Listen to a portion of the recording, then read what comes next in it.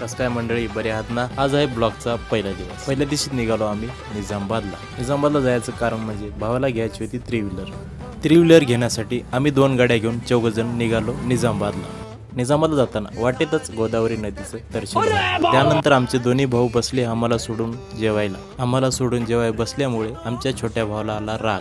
त्याचा राग शांत करण्यासाठी त्याला पाजवलं थंडगार ज्यूस.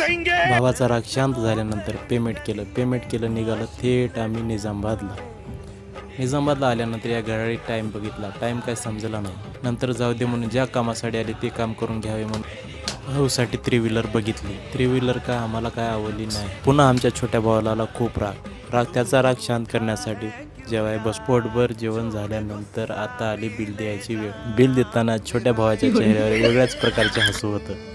त्यानंतर आमच्या सिनियर साहेबांमध्ये माझा आखरी वेळ चेहरा दाखवतो. अशा प्रकारे आमची यात्रा संपली. थेट